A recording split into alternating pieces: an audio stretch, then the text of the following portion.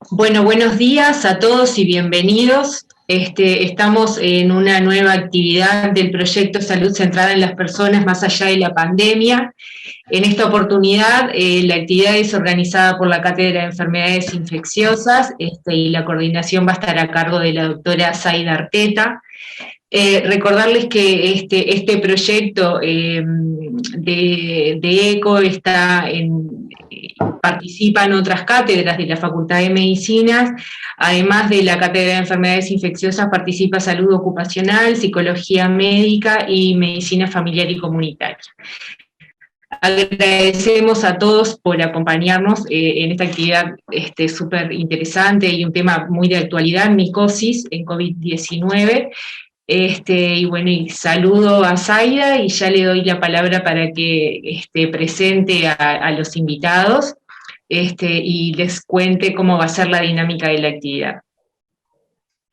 Bueno, gracias Carla, buen día a todos, gracias por participar. Vamos a dividir la actividad de la siguiente manera. Primero va a haber 3 presentaciones, luego va a haber un espacio para comentarios y luego va a haber un espacio para preguntas, o sea que pueden ir haciendo las preguntas por el chat, que les surjan en el medio de las presentaciones y después las vamos a compartir con todos. Y les voy a presentar a quienes nos ayudaron a preparar esta actividad de un tema que, como decía Carla, ha generado mucho revuelo, incluso en la prensa, con las personas que padecieron COVID y que padecen COVID, en otros países del mundo con gran prevalencia. Y bueno, las micosis asociadas a la infección por COVID, con la importancia y la mortalidad que ellas pueden tener. Para esto le pedimos a 3 personas que nos ayudaran a preparar esta actividad, como les decía.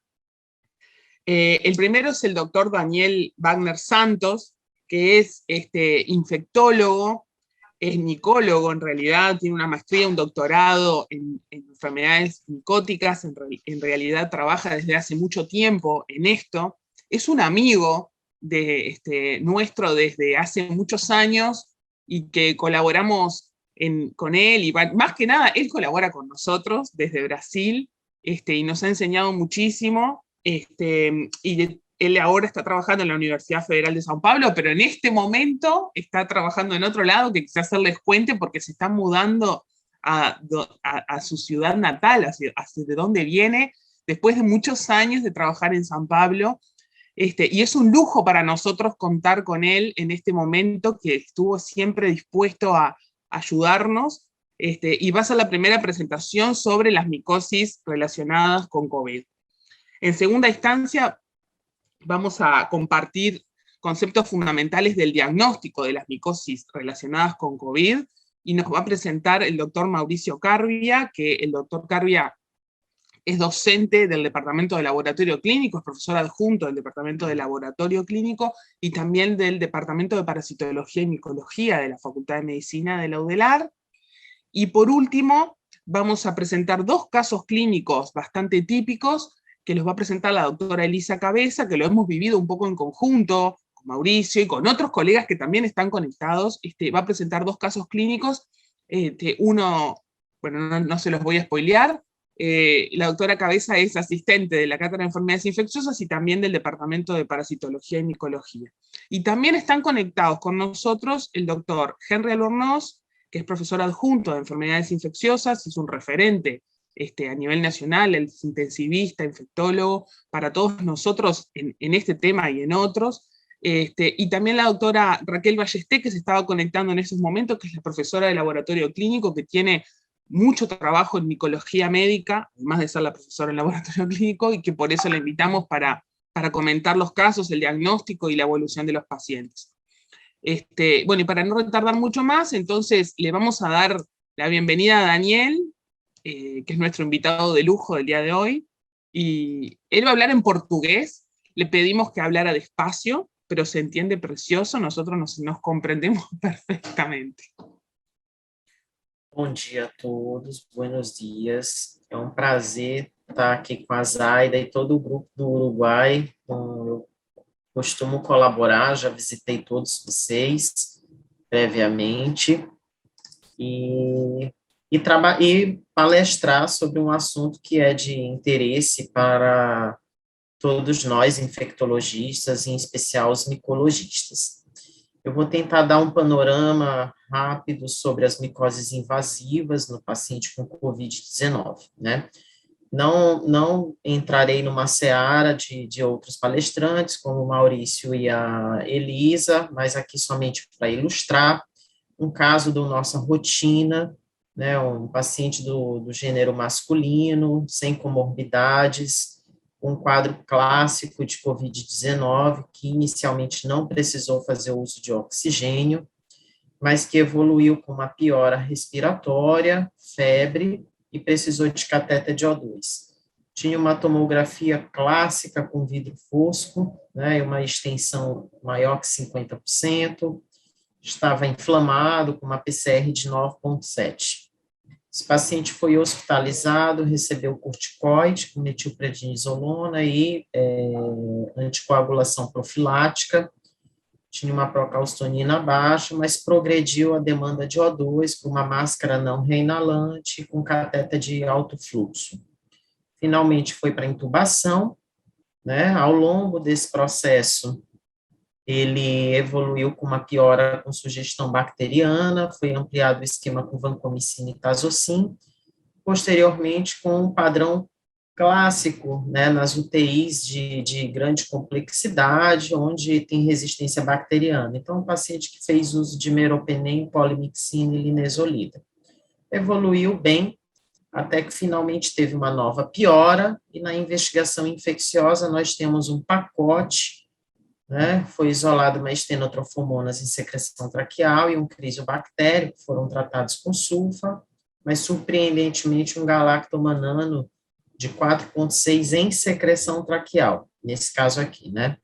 Foi mantido antimicrobiano e programado uma tomo de tórax que mostra uma grande caverna, que nas investigações nos levam a acreditar que possa ser uma infecção fúngica invasiva por fungo filamentoso, né, ou uma pneumonia necrotizante ou uma infecção por fungo filamentoso. Bom, aqui eu trago para vocês as co-infecções e enfermidades respiratórias virais. Na época do influenza, da pandemia de H1N1 em 2009, nós temos uma série de infecções que podem ser co-infecções, né? Bacterianas, como Streptococcus, Pseudomonas, outros vírus, e os fungos filamentosos, como Aspergillus.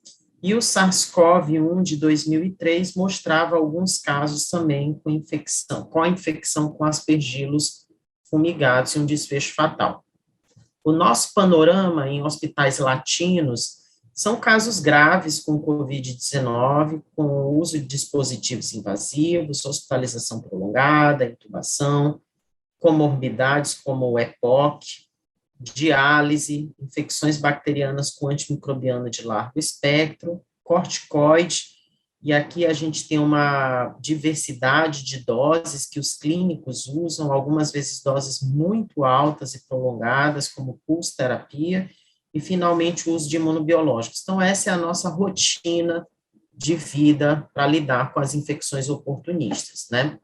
Depois da Covid-19, logo no início, né, nós tínhamos já um antecedente de aspergilose invasiva associada ao influenza, né, os estudos europeus mostravam de 17% a 29%, mas existem outros vírus associados com aspergilose, sincicial, parainfluenza, adeno, né, e os primeiros levantamentos feitos no primeiro semestre de 2020 mostravam a China com 23% de co-infecção, um trabalho que não é muito bem caracterizado.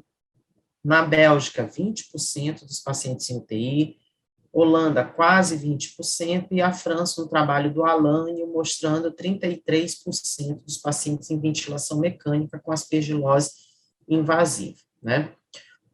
A aspergilose invasiva, ela segue um padrão ainda misterioso na COVID-19, os fungos, eles são inalados, uma vez no epitélio do brônquio, né, e com aquele líquido bronquiolar, ele encontra algumas defesas iniciais que são macrófagos e neutrófilos, mas por algum motivo a quebra dessa barreira permite que um fungo faça uma invasão, e causar manifestações clínicas que vão desde traqueobronquite, com úlceras necróticas semelhantes às observadas no transplante de pulmão, até as complicações invasivas, que também vão de forma angioinvasora ou como semi-invasão, formando cavidades e destruição progressiva do parênquima pulmonar. A prevalência de aspergilose na COVID-19 ela é muito estudada hoje, são vários estudos com estratégias de diagnósticos distintas, mostrando uma prevalência aí que varia de 19% a 33%, mas vejam que são estudos europeus na maioria das vezes, né? E essa meta-análise aqui, de 28 estudos, a maior parte europeu, 2 no México, 1 na China, 1 no Paquistão e 1 nos Estados Unidos, iniciado em 2020, alguns desses estudos com detecção de rotina de infecção fúngica, quer seja para aspergilose ou candidíase, eram 13 estudos, e com metodologias distintas de investigação, né, como a galactomanana no soro, no lavado broncoalveolar, com pontos de cortes distintos. Posteriormente, o Maurício pode abordar isso, né? Mas vejam que nesse levantamento, os dias entre o diagnóstico de COVID-19 e o desenvolvimento da aspergilose, ele é muito variável. Tem alguns estudos aqui com 8 dias apenas, outros com 15 dias, e um range, uma margem grande, podendo chegar a 2, 3 ou 4 semanas de internação, tá? Então, é um período bem variável. E vejam que a incidência nos diversos estudos, ela é muito variável, mas alguns centros, como esses grifados pelo vermelho aqui, que eu coloquei, né, apresentam uma incidência um pouco maior quando comparado a diversos outros centros. Então, é importante nós termos ideia como o nosso centro, os centros latino-americanos, eles se comportam. A aspergilose tem diversos principais grupos de risco que nós conhecemos, né, os últimos são mais envolvidos são o EPOC na UTI, que é um emergente, influenza e finalmente a COVID-19. E dentro da COVID-19, essa é uma nova entidade, esse é um trabalho que eu peguei logo do início, onde ele mostrou 8 casos de aspergilose em pacientes com COVID na UTI. A maioria não era imunodeprimido, né, com galactomanana 50% de positividade, até um valor bem alto, mas vejo que a tomografia computadorizada de tórax só trazia achados típicos conforme a ORTC em um único caso, tá, e uma mortalidade neste trabalho de 100%. Mas é interessante aqui, ele se arriscou a fazer uma análise estatística com N muito baixo, mas a gente traz algum dado, né, os pacientes com aspergilose usaram mais tocilizumab, né, os imunobiológicos, tem um tempo de detecção de doença de COVID maior, permanência de UTI maior, maior permanência em ventilação mecânica e usam mais antimicrobianos, ou seja, é aquele paciente que está na nossa UTI mais cronicamente ventilado, né. Os critérios diagnósticos, talvez o Maurício aborde, existe uma diversidade, né, os critérios da EORTC, existe o ASP-ICU, existe o do Comitê Europeu, né, cada um com uma sensibilidade, uma especificidade, e um debate muito grande na COVID em qual nós vamos usar. O fato é que a EORTC não tem tanto critério, tanta sensibilidade para a aspergilose em COVID-19, e os achados tomográficos podem ser diversos, né, desde apenas vidro fosco com algumas áreas em consolidação, cavitações, né, que quando já chega nesse estágio, é um estágio bem avançado, mas vejam que as tomografias, elas são observadas de forma rotineira nas unidades de terapia intensiva, algumas vezes com algumas cavidades, né, eu mostro aqui numa seta, são cavidades muito pequenas, algumas vezes maiores, mas nós temos que estar muito atentos para esses achados radiológicos, e vejam que a positividade do exame micológico, ele é maior quando comparado aos biomarcadores clássicos em sangue, né, a não ser que a gente faça um biomarcador em secreção traqueal ou lavado broncoalveolar. Em relação à cândida, eu não vou me delongar muito, né, esse é um trabalho interessante, que, da mesma forma que a aspergilose, o debate inicial se referia à presença ou não de candidíase invasiva na Covid-19. Isso é um trabalho que pegou o primeiro semestre de 2020. Esse autor fez uma coorte histórica não Covid de 2017 e comparou com a coorte de Covid de 2020. Então, aqui tem a coluna do total, 72, a coluna da Covid 21 e o não Covid 21. E vejam que os pacientes que tiveram Covid-19 têm muito menos, desenvolvem candidemia, e quando desenvolvem, muito menos tumores sólidos, quimioterapia, neoplasias hematológicas, mas parecem utilizar mais agentes imunossupressores, como tocilizumab, sarilumab, corticoide em alta dose, anakinra, que é um bloqueador de interleucina 1, e diversos outros, tá? Baseado nesse achado de Mastrangelo, que foi esse primeiro paper publicado, White publicou um segundo paper, onde ele fazia a comparação também da era pré-Covid com uma era Covid, já que esses dados eles eram conflitantes na literatura. Inicialmente, ele mostrou num levantamento nesse centro que na era pré-Covid ele tinha uma taxa de candidemia de 5,1%, e quando comparado com a era Covid, essa taxa ela era de 12%, ela era muito maior. Mas, numa análise do período Covid, quando ele analisou os pacientes não Covid com os pacientes Covid, ele viu que não havia diferença. Então, ele concluiu que pela compreensão atual de disfunção imune, né, eles acreditavam que a Covid-19 e a disfunção imune trazida pela Covid-19, nesses casos, não era um fator que aumentava o risco para candidemia, né? Então, talvez os fatores de risco clássicos que os nossos pacientes apresentam são fatores de risco observados nas UTIs, catéter por longo tempo, antibiótico de largo espectro, diálise, pacientes em ECMO, ventilação mecânica, e, portanto, nós tivemos um aumento expressivo das candidemias. Posteriormente, esse outro trabalho, ele é um trabalho norte-americano, também comparou o não COVID versus o COVID, mostrando um aumento na taxa de incidência, e na taxa de incidência por 1.000 admissões ano, e ele faz um levantamento histórico de diversos outros trabalhos, mostrando que a incidência em COVID, ela é maior, né, não apenas a taxa como incidência, mas também como a densidade de incidência. Aqui tem um trabalho brasileiro, que é um trabalho do Márcio Nutti, mostrando que nós temos uma taxa que chega a ser 10 a 50 vezes maior quando comparada à população não COVID e quando analisamos 1.000 admissões ou 1.000 pacientes dia. E, finalmente, a mucormicose, que é a micose do momento, né, conhecida na mídia como micose por fungo negro, que, na verdade, não é um fungo negro, é um fungo hialino, tá? Mas, para introduzir o assunto, eu mostro aqui uns dados da mucormicose na América Latina. Foram 143 casos analisados, publicados pelo Márcio Nutti. Vejamos que da década de 70 até os anos 2018, esse número de publicações ele aumentou de forma expressiva, né? E esse trabalho ele faz uma comparação do Brasil com o restante dos outros países latino-americanos, né? E nós temos algumas diferenças, né? Parece que no Brasil, ou nos latino-americanos outros, a mucormicose tem um comprometimento numa população um pouco mais jovem. Fora do Brasil, o componente de mucormicose causado por trauma ou queimaduras é maior quando comparado ao Brasil, mas o Brasil tem um componente de mucormicose maior associado à imunossupressão, que são as terapias de tumores sólidos e hematológicas, bem como o uso de imunobiológicos, tá?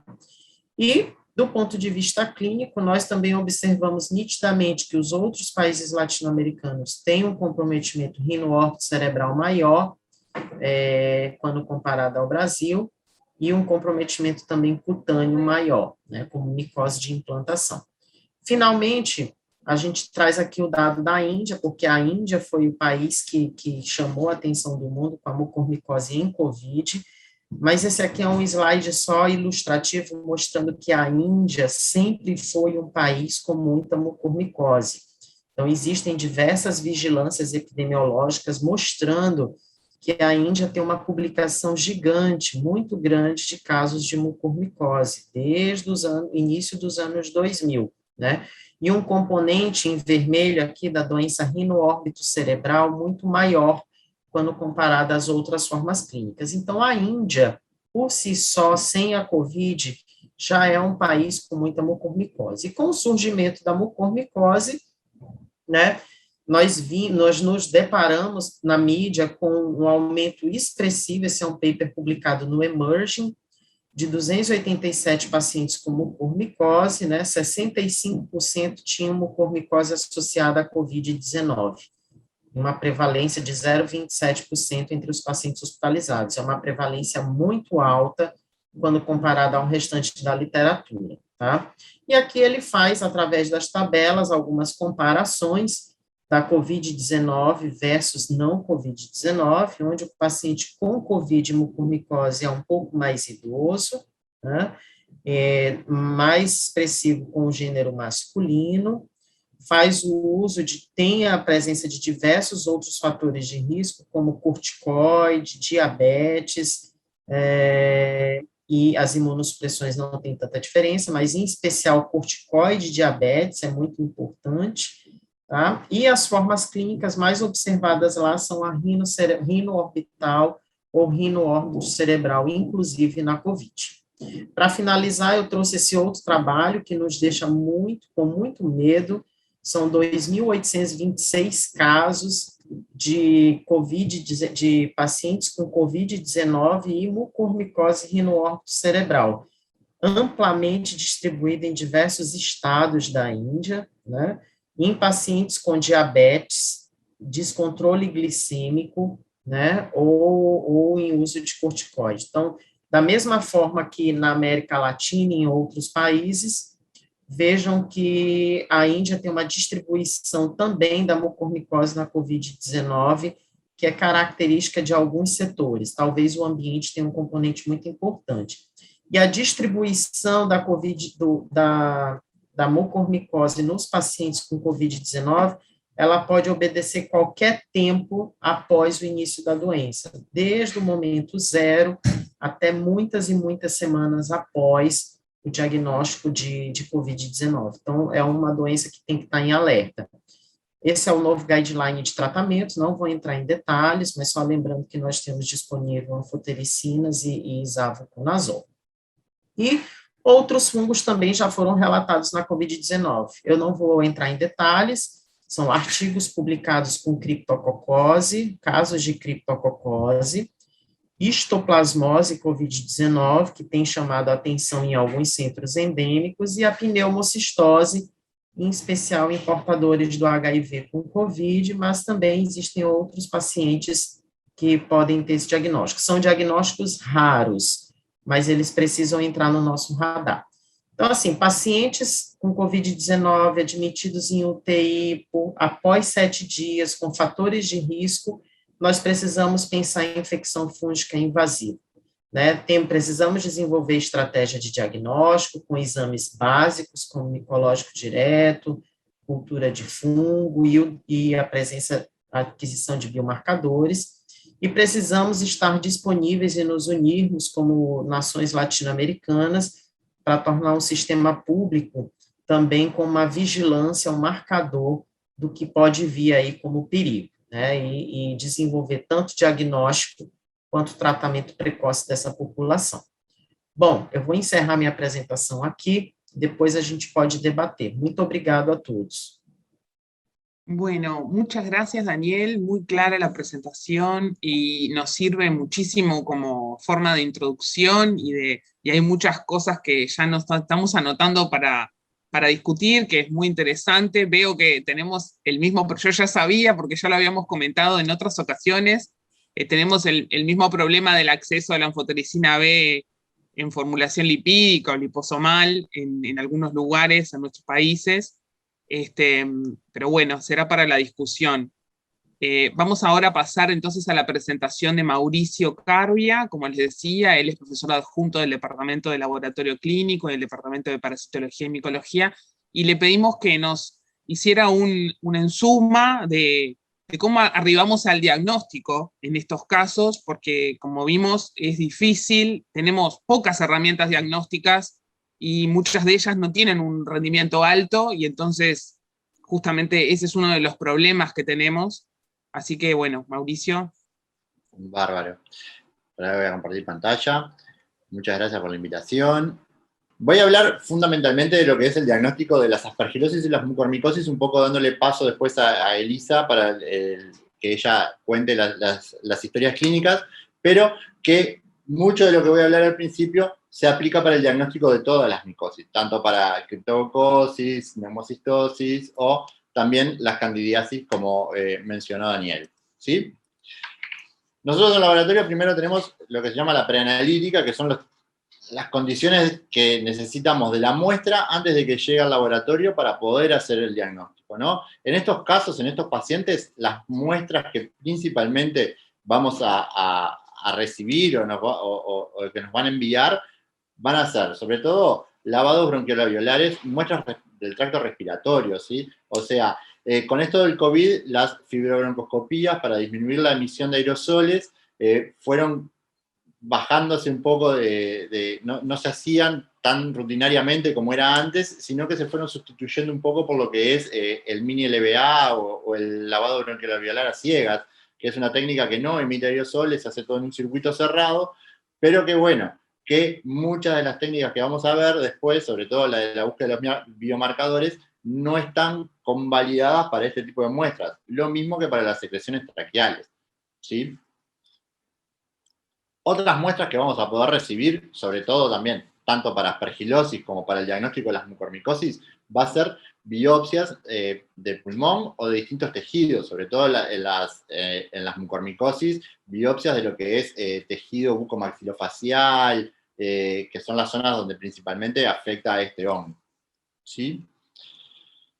Lo importante de las muestras es que estén correctamente identificadas con el nombre del paciente, la procedencia, dónde está, qué tipo de muestra es, porque para nosotros es importante a la hora de trabajarla en el laboratorio si es una muestra que viene por una fibrobroncoscopía, por un aspirado traqueal o un mini LVA, ¿sí?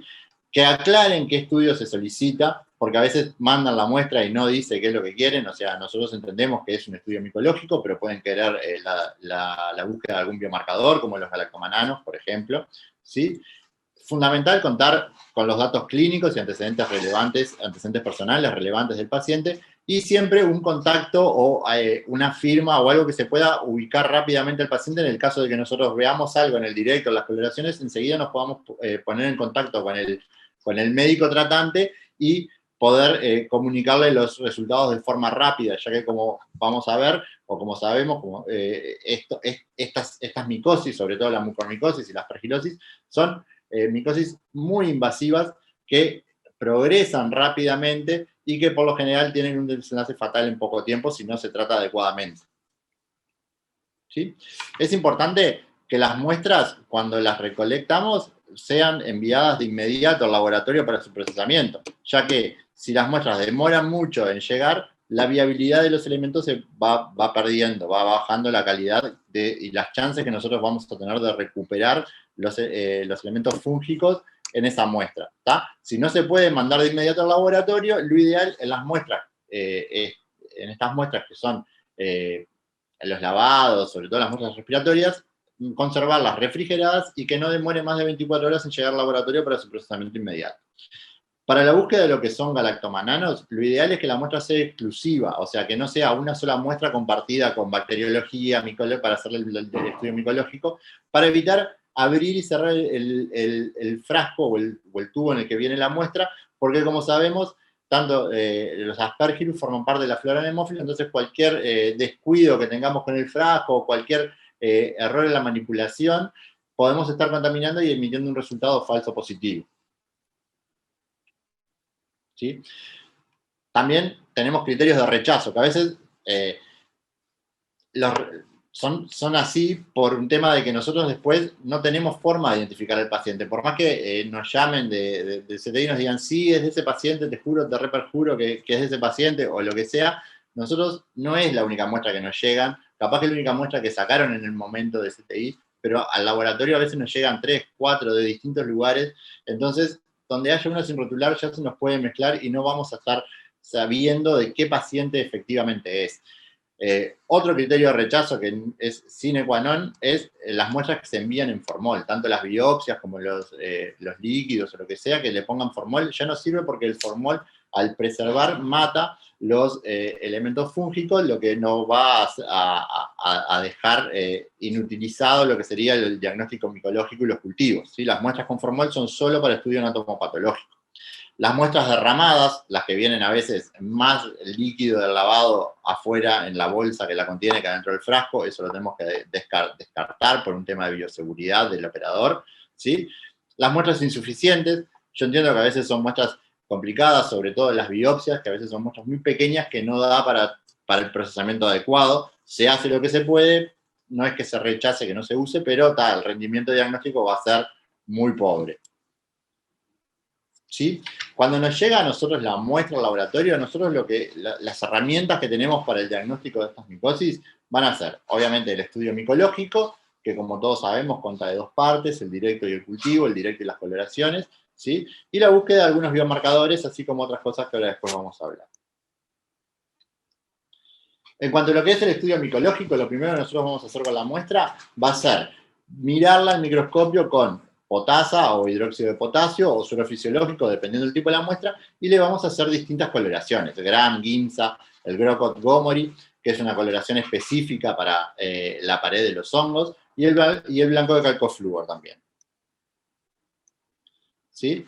En este caso, lo que estamos viendo ahí son unas imágenes de un cahuache, de un hidróxido de potasio, de un lavado bronquial, no, perdón, esta es una biopsia en la cual se ven filamentos gruesos, con una pared gruesa, cenocíticos, o sea que no tienen tabiques, o muy pocos tabiques, ¿sí? Que como ven en la imagen de la izquierda, se ramifican en ángulo de 90 grados, y ven que las paredes no son tan rectas, sino que son más bien tortuosas. Estos son filamentos típicos de mucorales, ¿sí?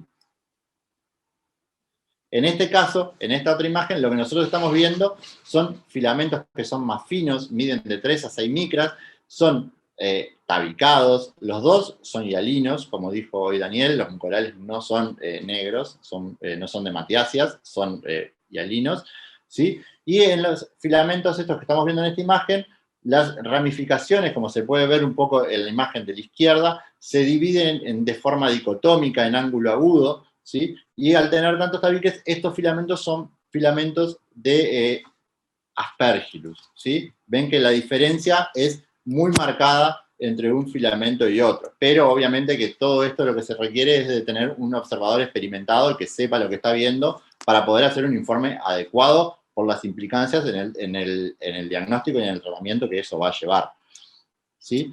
Después en las coloraciones, acá tenemos unas coloraciones de unos filamentos que claramente se ven tabicados, como se ven en la imagen de la derecha, y abajo la imagen de la derecha. De la izquierda, perdón, ese es una coloración de Giemsa, en la cual se notan bien los tabiques, ¿tá? De los filamentos de Aspergillus. Arriba a la derecha tenemos la coloración de blanco de calcoflúor, que es una coloración que está buena, porque facilita mucho la visualización del directo, es fácil de realizar, pero la contra que tiene es que necesita de un microscopio de inmunofluorescencia con los filtros adecuados para poder evidenciar los filamentos como se ven ahí, porque el blanco de calcoflúor va a actuar, va a pegarse a la pared del hongo y lo va a poner en evidencia de esa forma.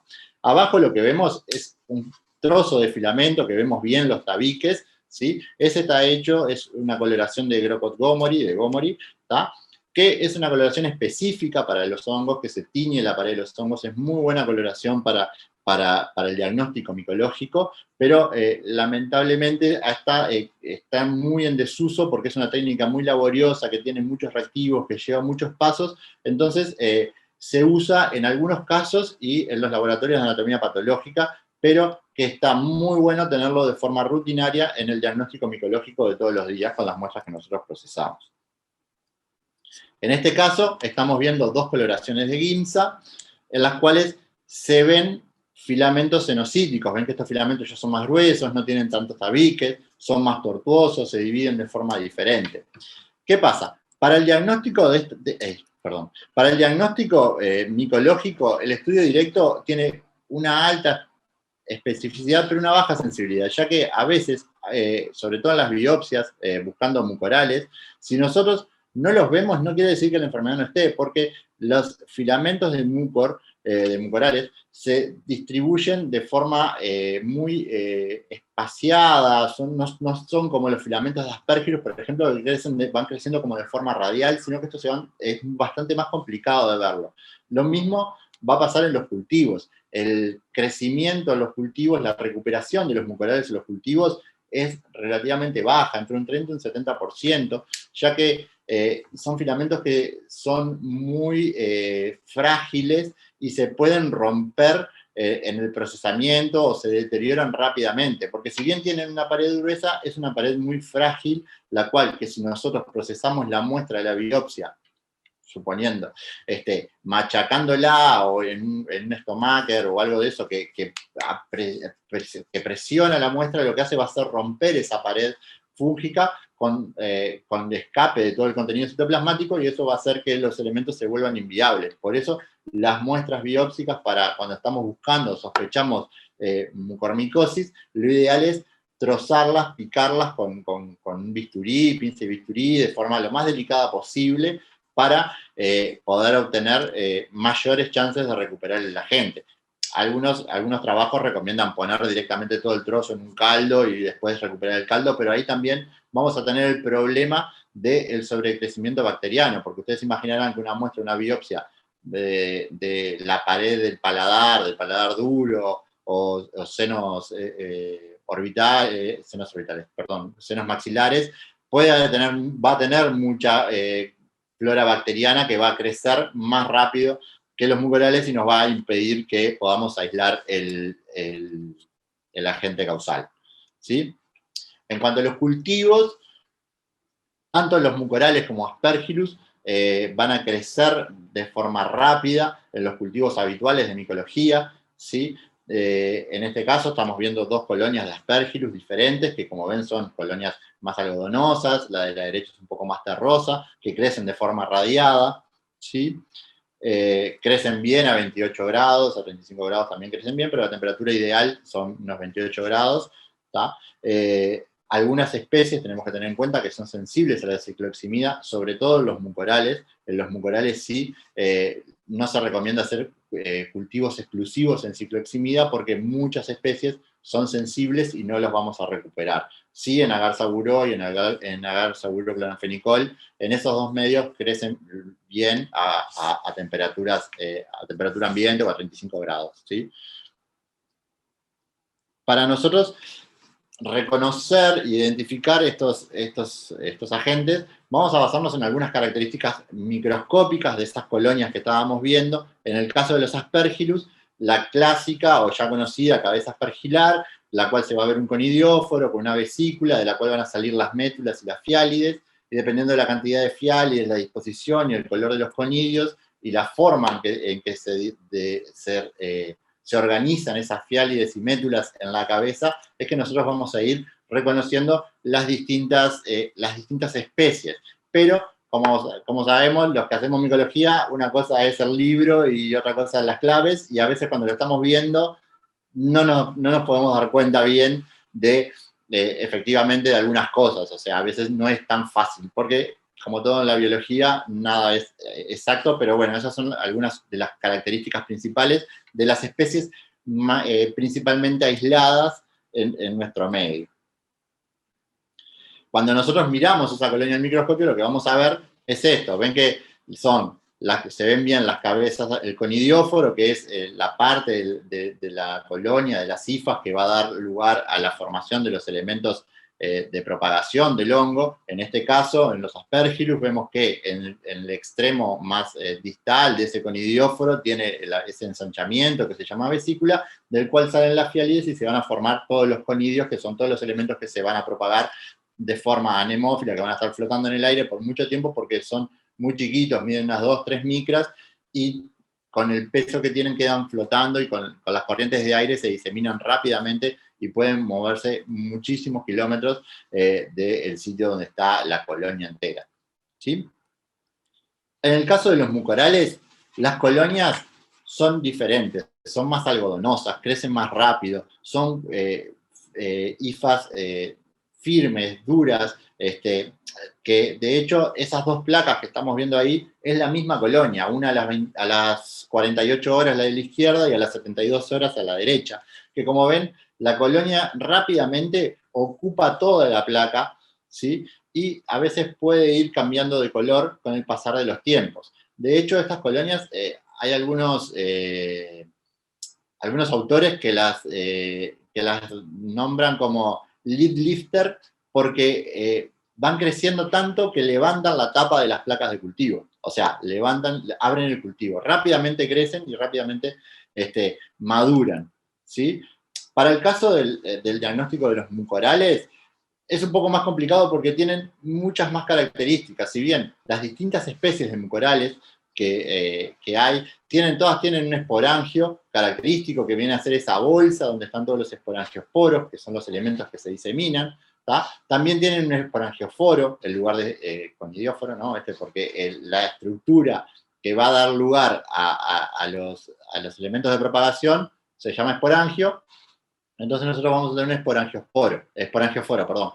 Y después distintas estructuras como el collarete, la columnela, la apófisis, ¿tá? Que son cosas que nosotros vamos a mirar para tratar de llegar al diagnóstico de la especie. También otra cosa característica de algunas especies de este género son la producción de rizoides, que son esas cosas que parecen como raíces, que depende de dónde se ubiquen y de la forma que nosotros vamos a poder ir identificando la especie. ¿Sí? Acá tenemos los principales géneros de los mucorales, ¿no? Los más aislados, Rhizopus, mucor, Rhizomucor y Lictemia, ¿sí? En los cuales describe un poco las características principales de los distintos agentes, ¿sí? Acá tenemos algunas fotitos del cultivo que vimos antes, que es un Rhizopus, donde vemos que tiene un rizoide que se separa, donde tiene dos esporangioforos que se salen en grupitos de 2 o de 3, ¿sí? Directamente arriba del rizoide, ¿sí? Y cuando maduran, la foto de más a la derecha, el esporangióforo se va agarrando una coloración parduzca, ¿sí?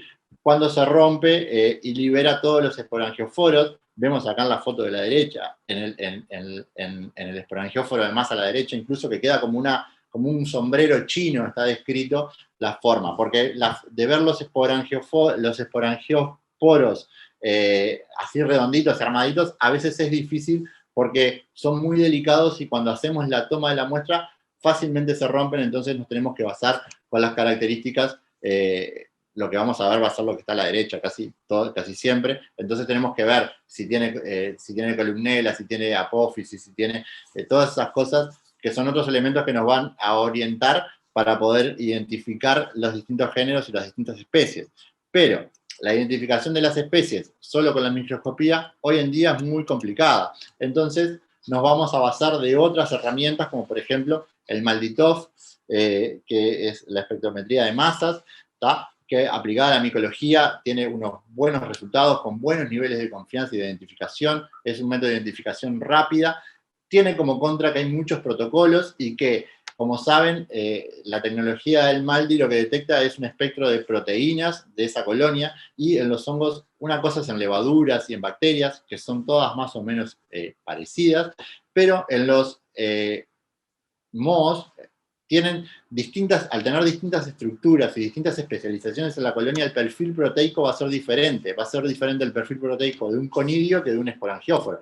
Entonces, nosotros, hay distintos protocolos para obtener la biomasa y poderlo pasar, y entonces a veces pasa que por más que el moho que nosotros queramos estar identificando esté en nuestra base de datos, no vamos a tener una correcta información de las proteínas que tiene ese hongo para que el equipo la pueda identificar.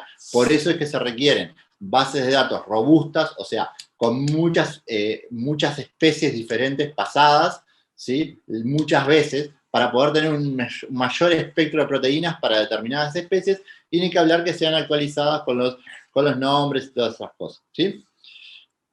Después, obviamente que las técnicas de biología molecular, como decía Daniel, la secuenciación va a ser el gol estándar para el diagnóstico de especies de estas agentes, pero el tema es que no está disponible en todos los centros, por lo general se reservan solo para centros de referencia, ¿sí? Porque si bien la secuenciación es algo que es fácil de acceder, lleva mucho tiempo en su interpretación, entonces tiene que haber gente especializada, gente que maneje los software y que esté todo el día analizando las secuencias para poder identificarlos, ¿sí? Los diagnósticos por PCR, o sea, por biología molecular clásica, digamos, ya sea real time o el PCR convencional, están poco estandarizados, hay muchos protocolos, hay muchos kits diferentes que detectan distintas especies de Aspergillus, algunas se adaptan a las especies más circulantes a nivel local, otras no. Entonces, no es tan fácil elegir qué PCR usar en nuestro laboratorio para llegar a la especie. Sí nos pueden ayudar para un diagnóstico rápido, precoz, ¿sí? Cuando tenemos una alta sospecha clínica, ¿sí? Otra cosa que nos puede pasar, sobre todo con el diagnóstico molecular de Aspergillus, es los puntos de corte para diferenciar colonización o infección, ¿tá? Que esto nos va a pasar con todos los mohos que formen parte de la flora anemófila. Si nosotros queremos detectar, me da una PCR positiva, ¿qué implicancia diagnóstica tiene esa PCR positiva? Entonces, falta un poco profundizar estandarizar un poco y pautar un poco todas esas cosas para que los diagnósticos moleculares sean realmente, se le pueda sacar 100% el jugo de lo que es la biología molecular en estos hongos. Después, como dijo Daniel, los biomarcadores, la detección de biomarcadores, hacerlos disponibles, que son herramientas muy útiles para el diagnóstico precoz, ¿tá? De infecciones fúngicas. Tenemos dos fundamentales, que es el antígeno 1,3 beta-de-glucano, que es un polisacárido que forma parte de la pared fúngica, pero no es específico de ningún hongo, o sea, todos los hongos lo tienen, en mayor o menor medida, por lo cual no podemos decir que si nos da positivo tiene una mucormicosis o tiene una aspergilosis. En el caso de mucormicosis, es un hongo primitivo, los mucorales son hongos primitivos, entonces la expresión de tanto de beta-de-glucanos como de galactomananos es muy pobre y no nos van a servir para el diagnóstico de mucorales, ¿sí? Y el beta-de-glucano que no está disponible en Uruguay.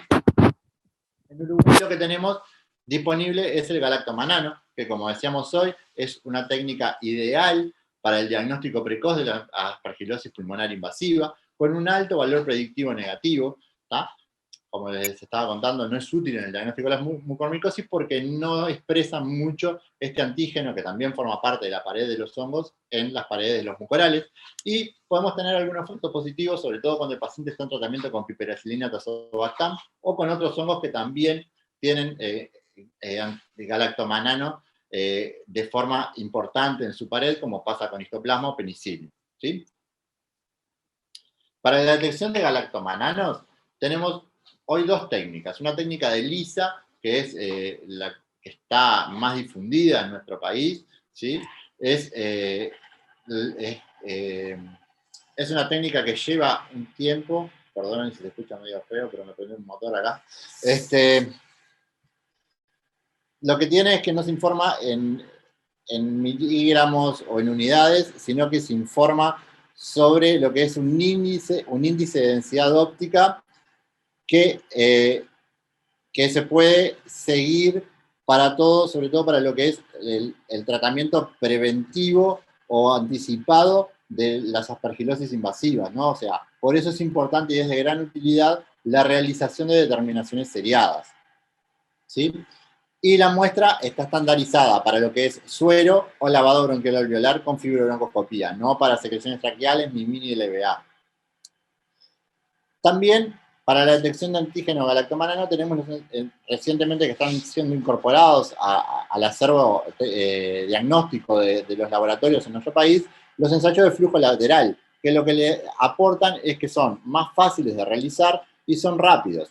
Hay varias marcas comerciales, obviamente que todas con diferentes desempeños de diagnósticos, y a nivel local faltan estudios para determinar qué tan bien se correlacionan la detección del lateral flow con la detección de galactomanano por ELISA. Eso es lo que está todavía medio ahí. Si se lograra tener un kit que tuviera una buena correlación, podría ser muy útil tenerlo, sobre todo para los casos urgentes, para poderlo correr rápido, porque la técnica de ELISA de galactomanano lleva que los controles positivos, que el cutoff, que a veces para correr una sola muestra vos gastás como 5 determinaciones. Entonces, lo ideal con el lateral flow sería que viene la muestra, ya se lo haces, si te da negativo, bueno, no podés asegurar que no lo tenga, pero capaz que si te da positivo ya podés empezar el tratamiento mientras le vas haciendo el ELISA. A veces se demora porque no todas las técnicas, no todos los laboratorios lo tienen, a veces se tiene que derivar con todo el retraso en el diagnóstico que eso significa. Y bueno, y para ir terminando, un poco con todo esto del COVID, los distintos, cómo clasificamos nosotros los diagnósticos de la aspergilosis pulmonar asociada al COVID. En este caso, la Sociedad Internacional de Micología y la Sociedad Europea de Micología definieron 3 tipos de aspergilosis vinculada a COVID. La probada, que es aquella la cual se demuestra por anatomía patológica o por microscopía directa elementos fúngicos compatibles con Aspergillus, con un crecimiento demostrado en los tejidos de cualquier material recuperado de pulmonar recuperado en el cual se recupera Aspergillus en los cultivos, ¿sí? La probable es lo mismo, una evidencia micológica de Aspergillus de muestras obtenidas por fibrobroncoscopía, ¿sí?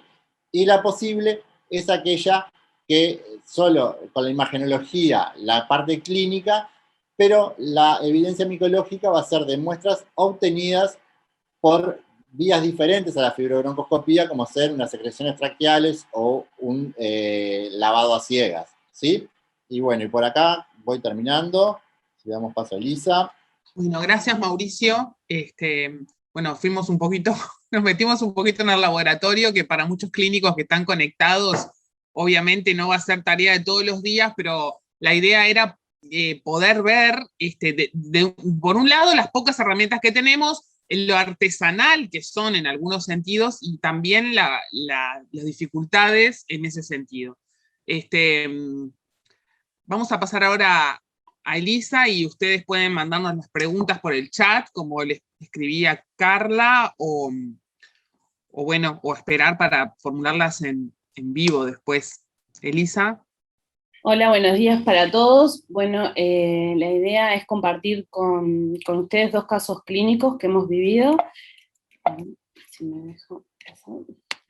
Bien, el caso clínico número 1 es una señora, una paciente de sexo femenino de 52 años, que presenta sobrepeso y que es hipertensa, que cursó una neumonitis por COVID-19, por la cual estuvo ingresada en cuidados moderados, requirió oxigenoterapia con máscara con flujo, con reservorio, y estuvo en tratamiento con dexametasona a una dosis de 8 miligramos día durante 10 días. En la evolución de esta neumonitis a COVID-19, en realidad tuvo una buena evolución inicial, con una disminución progresiva del flujo de la oxigenoterapia, la cual en realidad se llega a suspender al día 18 del inicio de la sintomatología. A las 3 semanas del inicio de la sintomatología compatible con la infección por COVID-19 se le otorga el alta. 48 horas posteriores al alta de la COVID, comienza con rinorrea serosa y edema de mi cara izquierda y lagrimeo ocular izquierdo.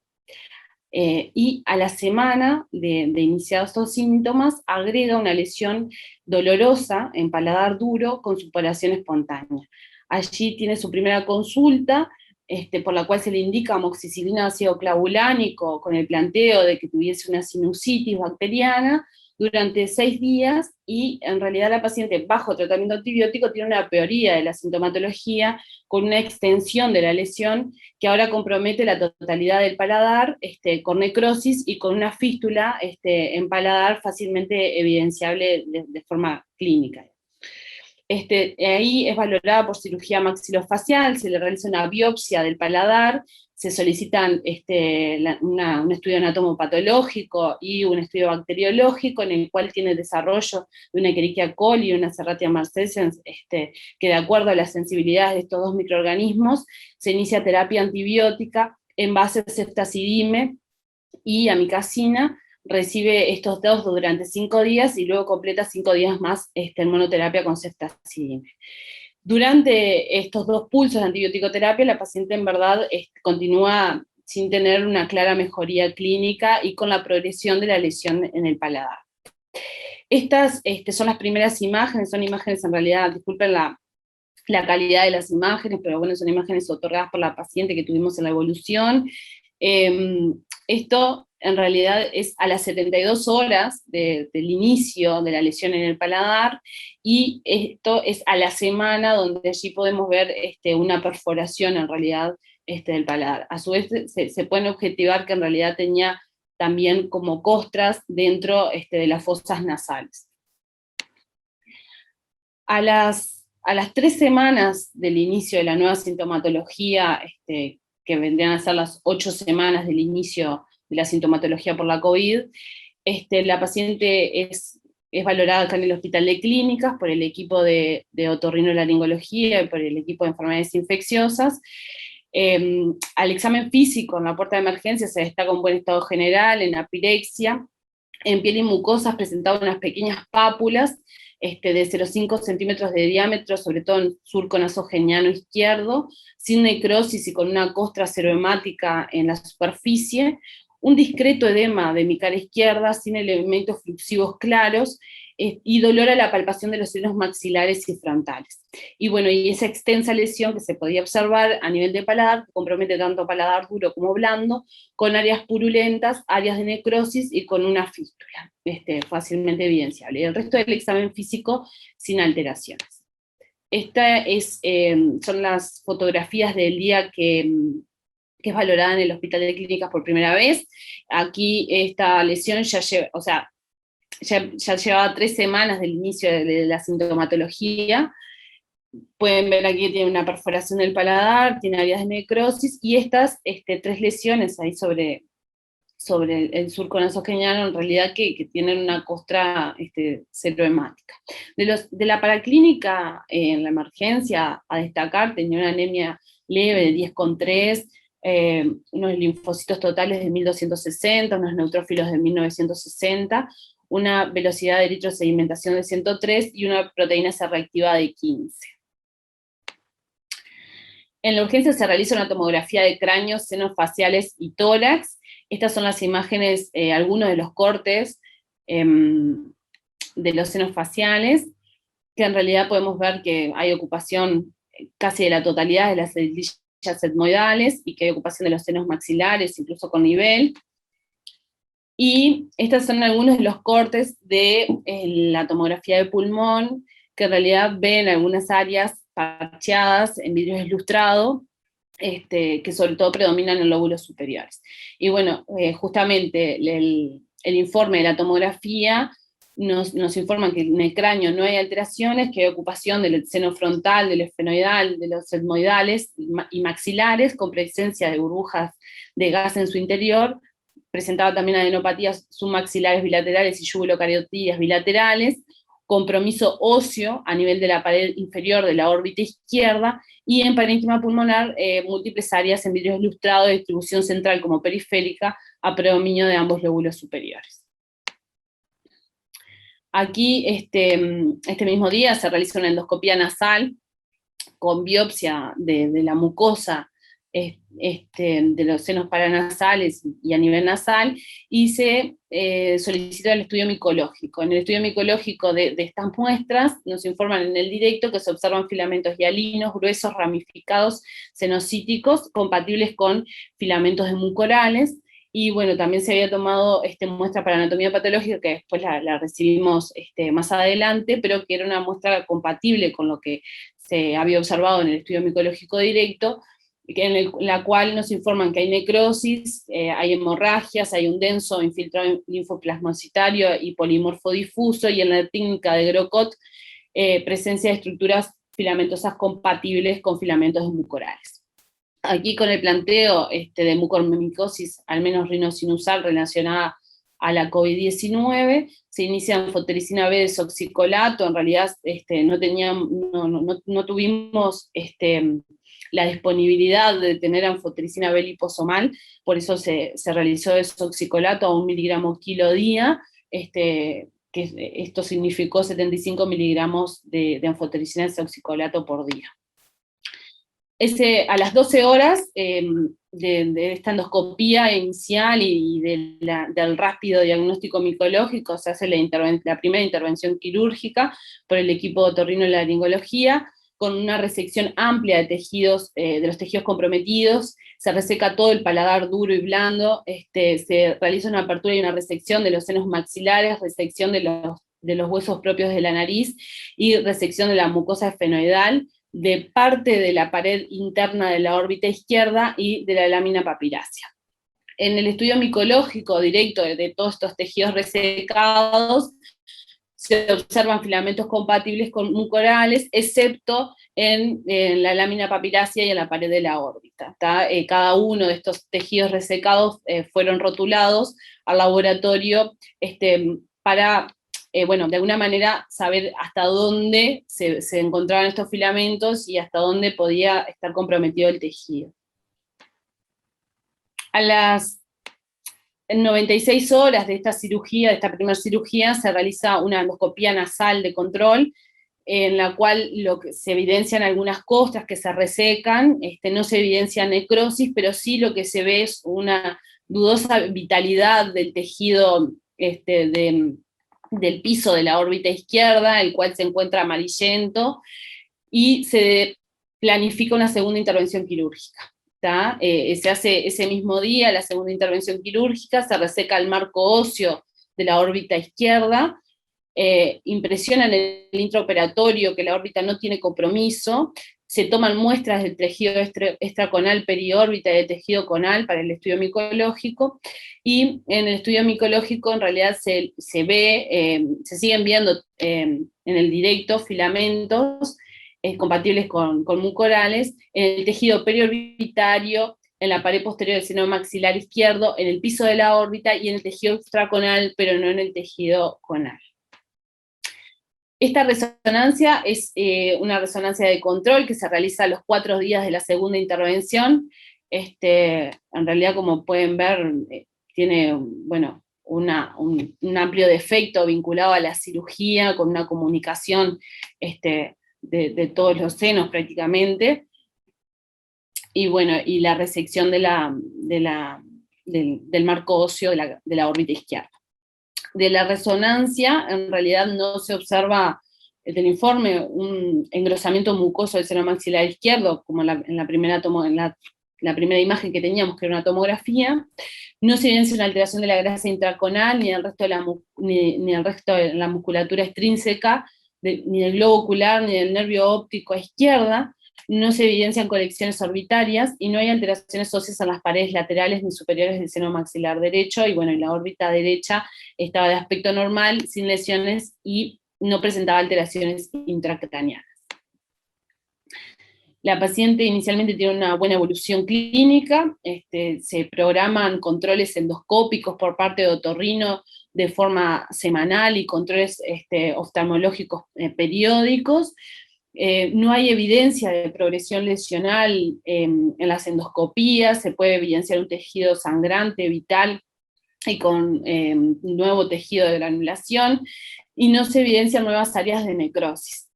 La paciente completó 5 semanas de anfotericina B desoxicolato, tuvo algunos efectos adversos vinculados, como todos conocemos, a la anfotericina, que se fueron corrigiendo, y actualmente, desde hace unas 72 horas, está en tratamiento con isavuconazol.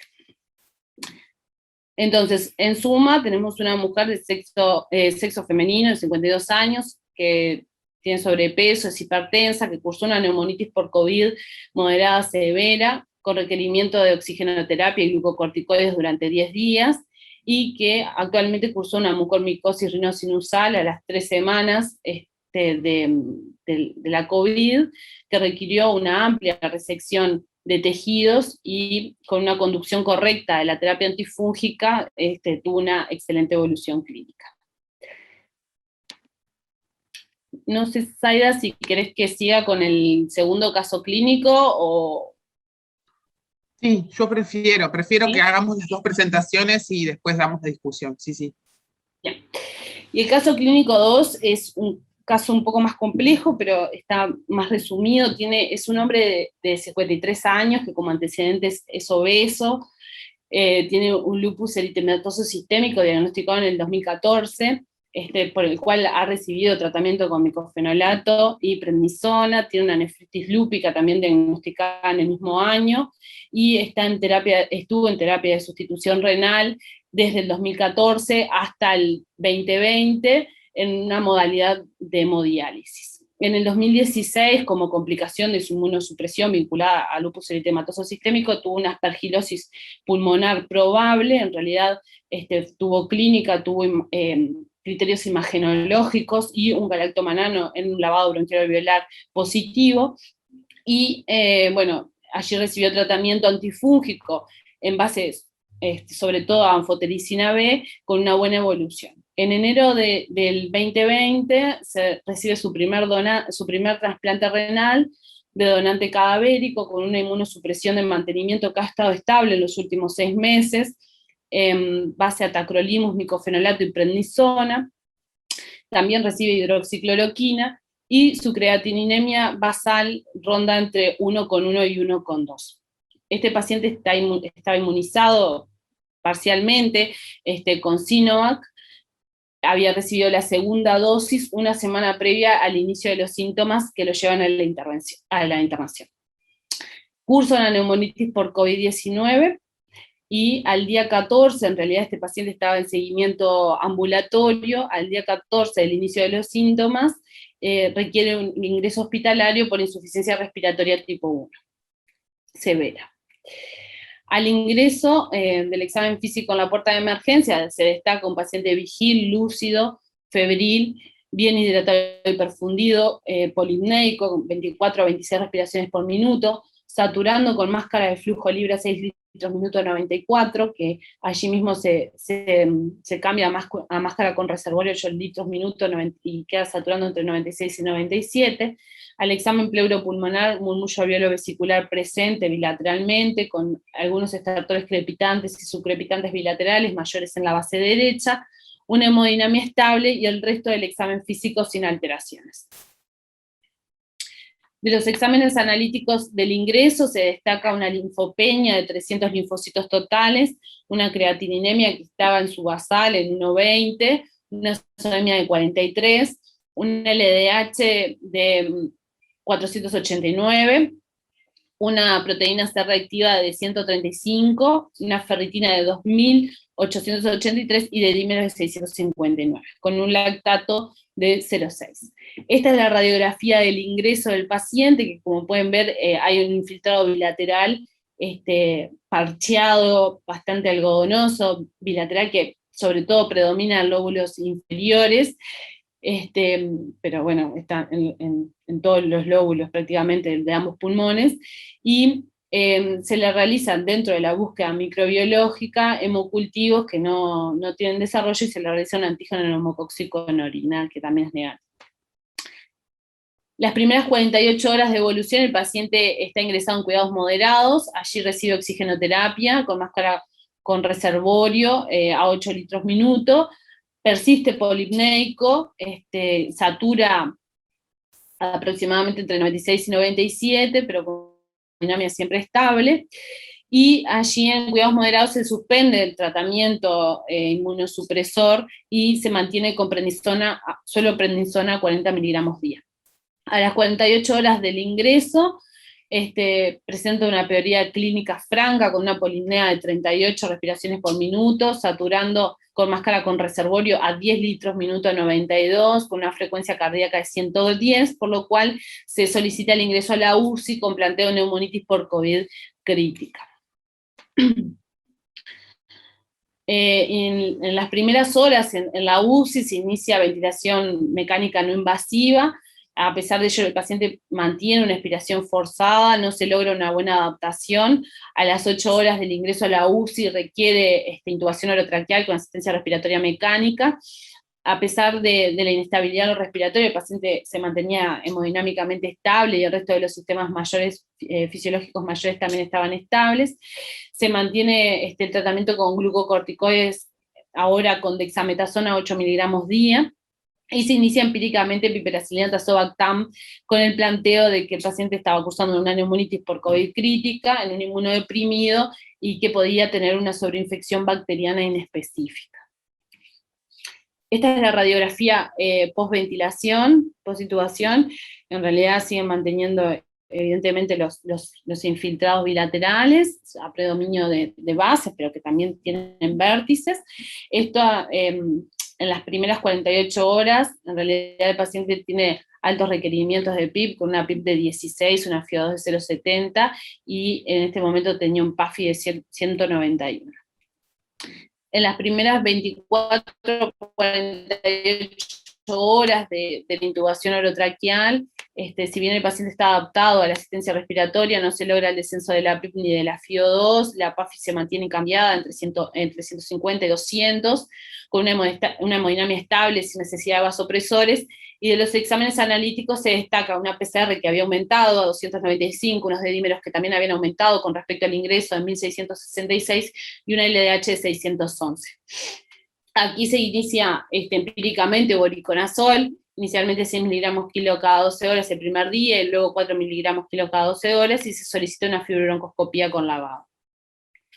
Del lavado bronquialveolar, el bacteriológico fue sin desarrollo, el micológico, tanto el directo en fresco como las coloraciones fueron negativas, la inmunofluorescencia para neumocistis girovesi fue negativa, y se obtuvo un galacto manano de 4,96. A las 72 horas del inicio de voriconazol, también hay que decir que ya llevaba también 96 horas de la suspensión de su inmunosupresión y desde el inicio de la dexametasona. El paciente presenta una mejoría clínica con disminución de los requerimientos de PIB, con disminución de la FiO2, con una PAFI de 240, y un descenso de los parámetros inflamatorios con una PCR 71, de dímero de 1300 y un LDH, una lactato deshidrogenasa de 323. En suma, tenemos un paciente de 53 años de sexo masculino, que tiene un lupus eritematoso sistémico, que tuvo una aspergilosis pulmonar previa, que es un trasplantado renal en su primer año, con una inmunodepresión severa y además de larga evolución, incluso ya previo a su trasplante, que cursó una neumonitis por COVID-19 crítica, y que concomitantemente cursa una aspergilosis pulmonar probable. Y bueno, y esta pregunta quizás la puse más como para la discusión, si podemos hablar de una reactivación de su aspergilosis previa o simplemente de una reinfección. Bueno, gracias, Elisa. Tenemos conectados a los que habíamos invitado para la discusión, que son el profesor adjunto Henry Albornoz, de la Cátedra de Enfermedades Infecciosas, y a la profesora Raquel Ballesté, del Laboratorio Clínico. No sé si están por ahí y quieren hacer algunas primeras apreciaciones. Después tenemos algunas preguntas para los expositores. Raquel. Sí, buenos días a todos, muchas gracias por la invitación. Excelente las presentaciones de los tres ponentes, con claramente mostrando diferentes realidades, ¿no? Y diferentes impactos de la toma de decisiones para este grupo de pacientes. Yo quiero hacer algunas precisiones sobre el diagnóstico, y creo que mencionar un aspecto que me parece muy importante tanto para el diagnóstico de aspergilosis como para el diagnóstico de mucormicosis, cómo el diagnóstico de micosis en general, ¿no? En este momento nos está afectando estas dos micosis particulares en pacientes COVID, que bueno, que por supuesto con presentaciones nuevas para nosotros en el marco de esta pandemia, pero quiero destacar algún aspecto, ¿no? El diagnóstico oportuno y las herramientas diagnósticas que tenemos. Lo que decía Saed hace un rato, las herramientas diagnósticas en micología que tenemos siguen siendo muchas de ellas las de años atrás. Digo, el micológico directo y el cultivo es una herramienta tradicional, y que aún así, a pesar de ser tradicional, muchas veces no lo utilizamos en forma oportuna. Entonces, el diagnóstico oportuno con las herramientas que tenemos, ¿sí? Y la utilización de todas las herramientas en conjunto. En el caso de los hongos filamentosos, siempre nos dan problemas en el diagnóstico. Y nos han dado problemas desde el vamos cuando queremos hacer una PCR, porque la pared es mucho más compleja. Cuando queremos hacer la sensibilidad a los antifúngicos, también nos dan problemas. Cuando queremos identificar un moho por un MALDI, también nos dan problemas. Pero eso no significa que no utilicemos todas estas herramientas para hacer el diagnóstico. Entonces, la oportunidad en hacer el diagnóstico es un elemento clave.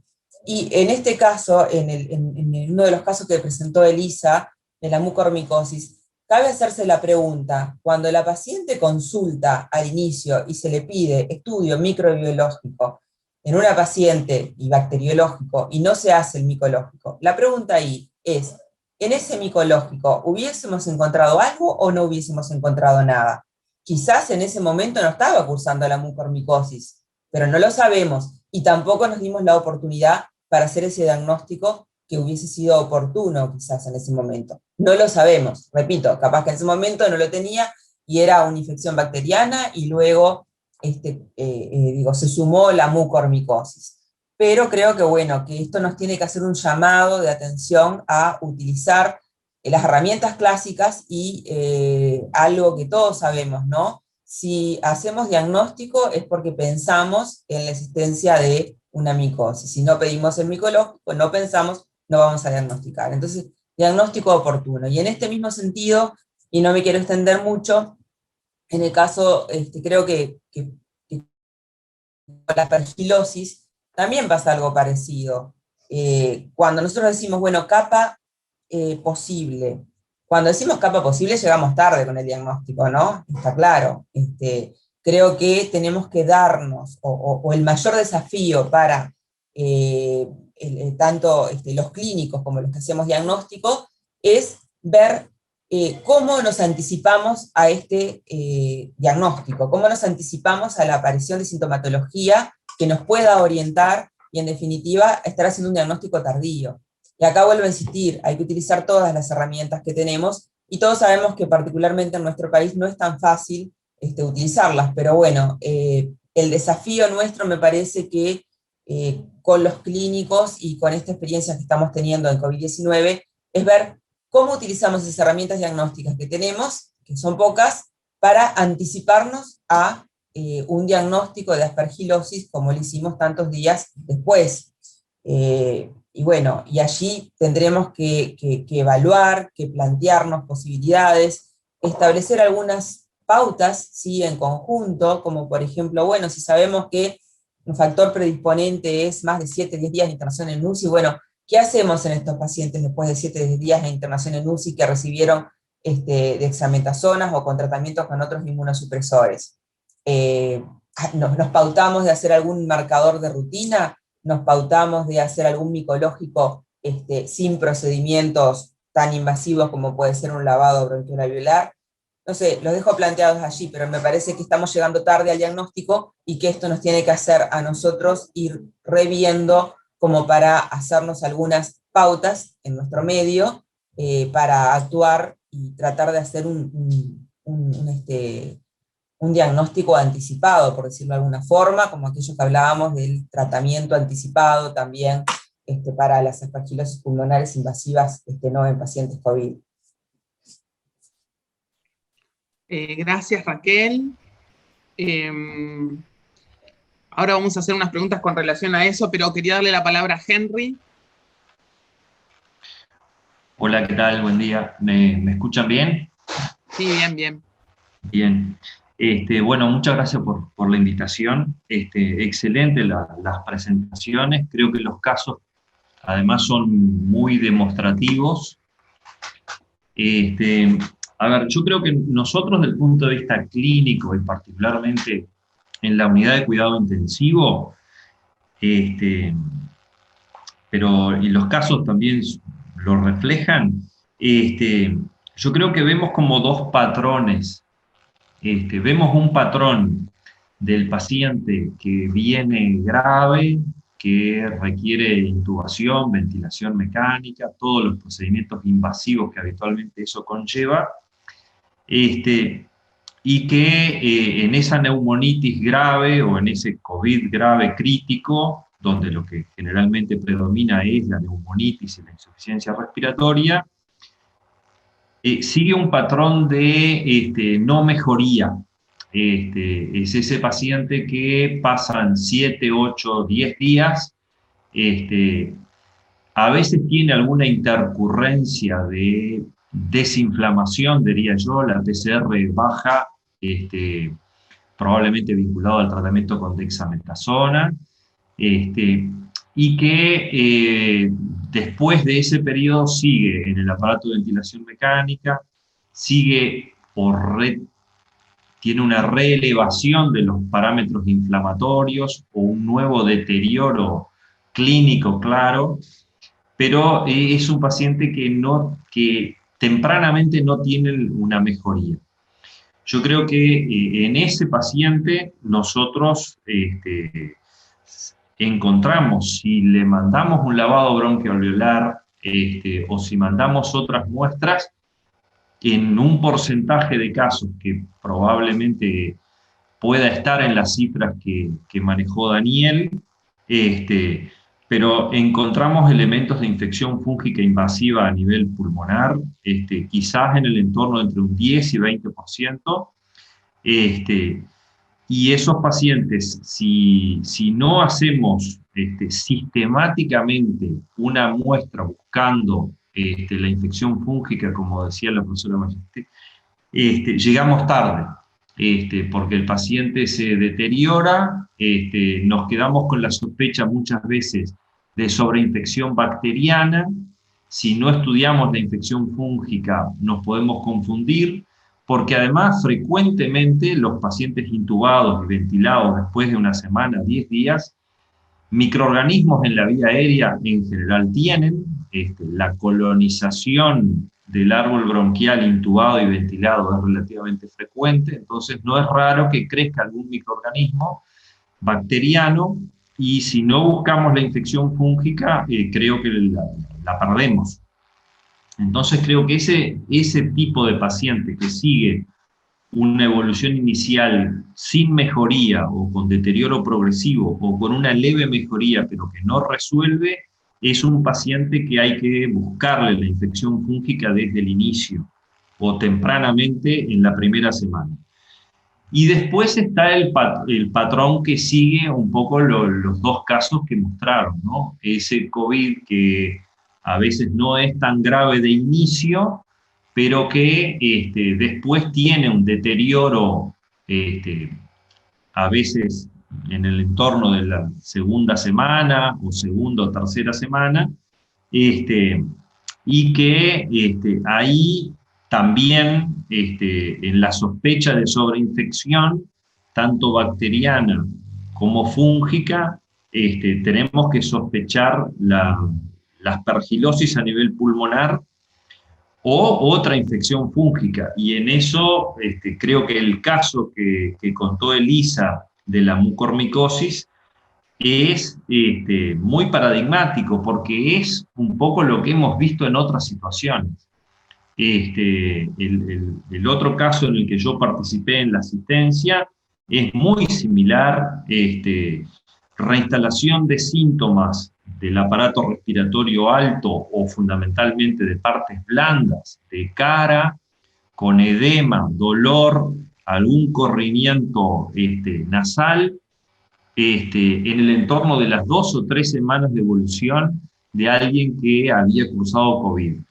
Eso no tenemos que esperar que la infección tome el aspecto necrotizante o necrótico para sospechar que eso puede ser una infección fúngica invasiva y una infección por mucor. Porque si esperamos que tenga elementos necróticos, estamos llegando tarde. O sea que los síntomas, después de unos días de evolución, con elementos que hablen de una sinusitis o de un compromiso rinosinusal, rápidamente tenemos que tener una alta sospecha clínica de que puede ser una infección micótica invasiva, y creo que debemos usar la imagen, los estudios imagenológicos en forma mucho más precoz. Y creo que se amerita estudiar esos pacientes con tomografía temprana, y la presencia de una sinusitis ante esos elementos clínicos nos tiene que hacer sospechar que podemos estar ante una infección por hongos y desencadenar la otra secuencia de estudios diagnósticos. El tratamiento antimicrobiano empírico y esperar 5 días o una semana para ver la respuesta, en estas situaciones me parece que termina siendo tardío y nos lleva después a encarar el tratamiento de una micosis invasiva en forma mucho más tardía y termina requiriendo procedimientos quirúrgicos de debridamiento mucho más importantes, mucho más agresivos, y nos enfrenta al otro problema que es la interacción con otros equipos, particularmente con los equipos quirúrgicos, en una infección en la cual todos tenemos poca experiencia, y entonces a veces en esa interacción convencer a los equipos quirúrgicos de que las resecciones quirúrgicas tienen que ser amplias, que tienen que ser a veces casi con un criterio oncológico, también es un proceso que a veces puede llevar 24, 48 o 72 horas, y ese periodo de tiempo también agrega probabilidad de mayor morbilidad y obviamente mayor mortalidad. Entonces creo que lo que yo me quedo como reflexión es: hay que tener una alta sospecha clínica, hay que usar las técnicas diagnósticas tempranamente y hay que ser agresivos en el diagnóstico, y me parece que los dos casos muestran eso, y la experiencia de otros casos que he visto también. Gracias, Henry. Voy a hacerle una pregunta a Daniel. Voy a usar una de las preguntas que fue mencionada en el chat, que era si encontramos algo característico en la infección por mucor en COVID, algo característico que más allá de las formas clásicas de la mucormicosis, sea en COVID, que vos puedas explicitar. Eso, la pregunta. Está relacionada con una que yo ya había pensado en hacerte, que es, en estos pacientes que no son de la UCI, los que no están en cuidados críticos, en la mucormicosis, ¿no? Los que no están en cuidados críticos, ¿en qué circunstancias, parecida a lo que decía Henry y el caso que mencionaba Elisa, uno tendría que tener sospecha, o qué características podría pensar de los miles de personas con la COVID, ¿no? Porque uno tiene que poder sacar esa aguja en el pajar, ¿no? ¿Cuál de todos estos miles voy a tener que hacerle ese tamizaje para pensar si puede ser esto? Y en ese sentido, si tenés algún comentario también sobre los casos, Daniel, que presentó Elisa, que fueron muy interesantes. Claro. Em relação ao achado, o que achados nós teríamos para suspeitar de aspergilose ou mucormicose na COVID, não existe nada tão característico. Como o Henry também já nos falou, nós temos feito diagnóstico muito tardio desses pacientes, e o diagnóstico tardio tem se mostrado como uma síndrome clínica clássica daquilo que está em livro, que são as sinusites ou rinossinusites com comprometimento orbital e às vezes com invasão cerebral, como a literatura na Índia tem mostrado, e alguns casos nos outros países. Aqui no Brasil, discutindo com alguns amigos, todos os casos que nós observamos são casos clássicos, ou de cavidade oral com a placa necrótica no palato, ou rino órbito cerebral, ou rino orbital, ou pulmonar, né, como mucormicose.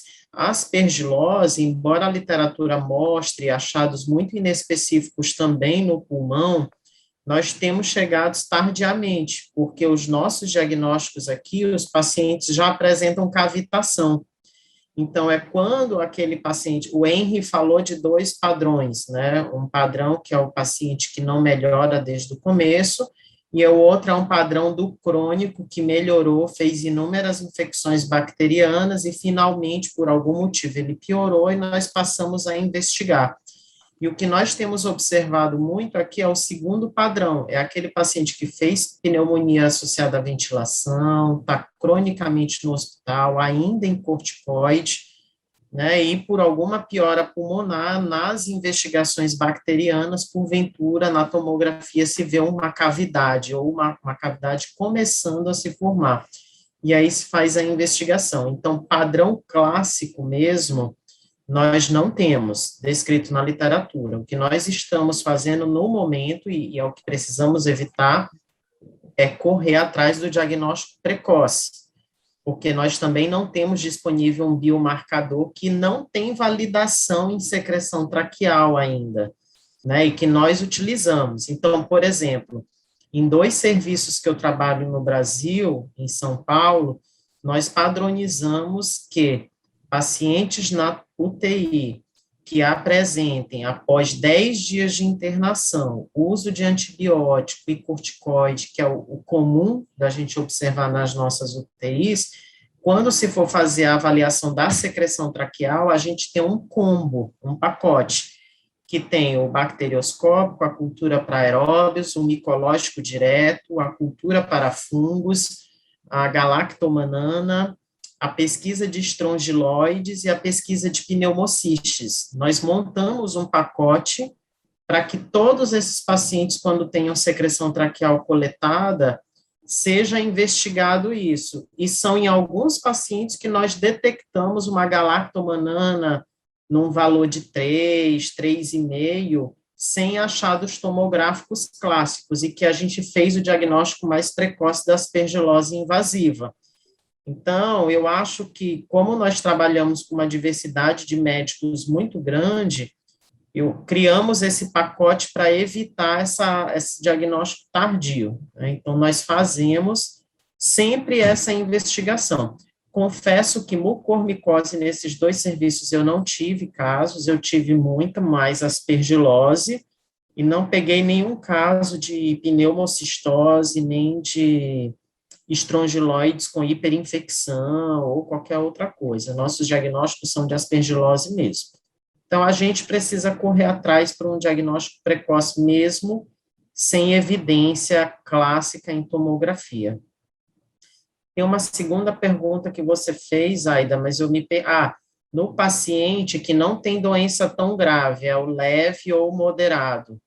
Por incrível que pareça, também não tem na literatura algo tão consolidado, mas existem os relatos por alguma disfunção imunológica, né, que a gente não entende ainda direito. Quando você vai estudar a cascata de citocinas, mesmo nas formas leves ou moderadas, você tem uma disrupção do epitélio brônquico com alteração de padrão de citocinas e de receptores de macrófagos e de monócitos, facilitando o aumento das infecções por fungos filamentosos, no caso, aspergilos, né? Existe uma seara, uma área que ela está sendo muito estudada, que é o microbioma bacteriano e fúngico do epitélio respiratório e intestinal no paciente com COVID. E os estudos atuais mostram que esses pacientes têm uma hiperpopulação de cândida intestino e no pulmão também tem uma disrupção do epitélio, facilitando a infecção por aspergilos. Então, assim, talvez até na forma leve ou moderada isso possa acontecer, né, longe do acúmulo desses fatores de risco, mas não é algo bem consolidado. Tivemos um caso de mucormicose, 4 semanas após uma COVID leve, a paciente ficou em casa, e 4 semanas depois ela desenvolveu uma mucormicose rino-orbitária, sem nenhum outro fator de risco. Então, assim, com certeza, na minha opinião, a COVID causou alguma desregulação ali, né, porque ela não tinha nenhum fator de risco, mas isso também é uma lacuna na literatura. Gracias, Daniel.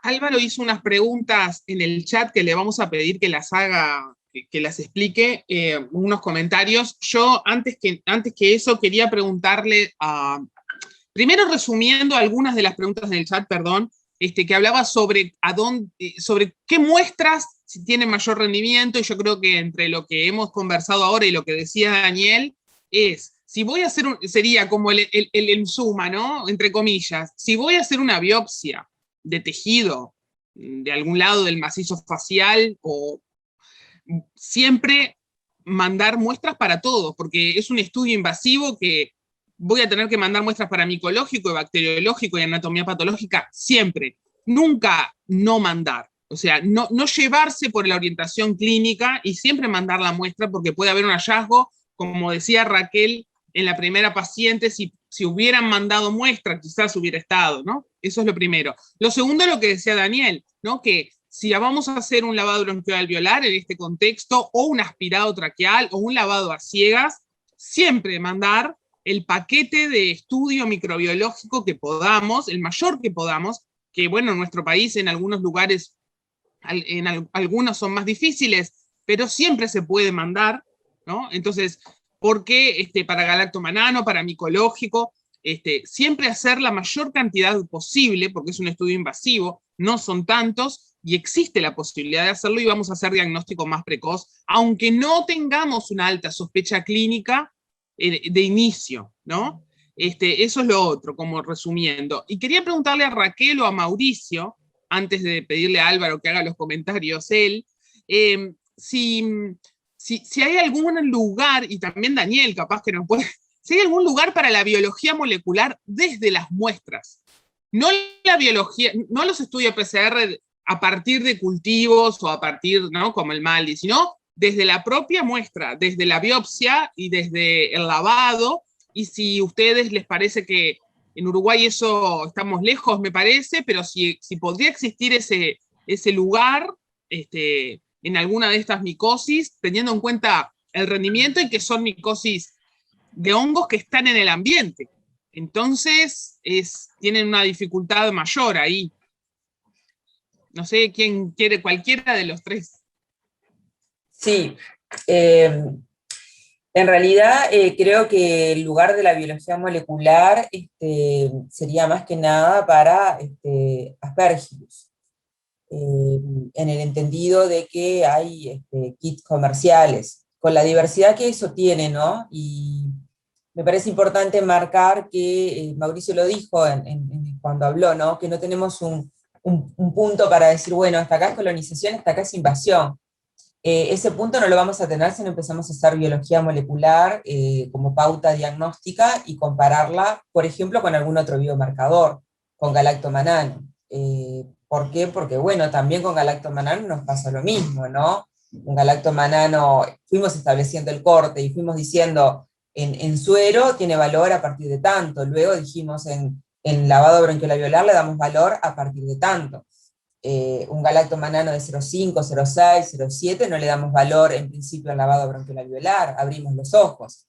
Entonces creo que nos faltan un poco esos estudios comparativos que hay que empezar a hacerlos entre una PCR para Aspergillus y el galactomanano, por ejemplo. ¿Ah? Porque es la única forma que podemos avanzar. Es cierto, nos pasa son contaminantes ambientales y pasa lo mismo, pongo el galactomanano porque pasa lo mismo, si el galactomanano, el suero o el lavado se nos contamina en el medio con conidias, la probabilidad de que ese galactomanano nos dé positivo es mayor, y de que aumente el valor también es mayor. Si el galactomanano es positivo es por colonización o por invasión, y bueno, también ahí hemos ido estableciendo cortes. Yo creo realmente que la PCR es una herramienta que tiene valor y creo que tendría un lugar en la aspergilosis, fundamentalmente. Hay kits comerciales para ellos, hay técnicas de biología molecular completamente automatizadas, cuyo costo, ¿sí?, no es tan superior al de otros procedimientos diagnósticos que hoy hacemos. Entonces, creo que ese es un debe y que tenemos que empezar a trabajar en eso en conjunto y poder obtener nuestras propias conclusiones, porque cuando uno busca la literatura a nivel mundial, pasa un poco esto, están todos en una situación similar, y bueno, y hay mucha PCR in-house también, que eso tiene sus problemas, agrega problemas mayores, ¿no? Pero cuando tenemos kits estandarizados, automatizados, con un costo de alrededor de, para nuestro país, digo, de $30 la determinación, creo que vale la pena poder compararlos y sacar nuestras conclusiones, ¿no? Y yo utilizaría galactomanano en estos pacientes para hacer un buen estudio comparativo. No sé cuál es la experiencia en Brasil en relación a las PCRs en aspergilosis. Para mucor y PCR estamos lejos porque tendríamos que hacer todo in-house, y bueno, y creo que estamos bastante más lejos.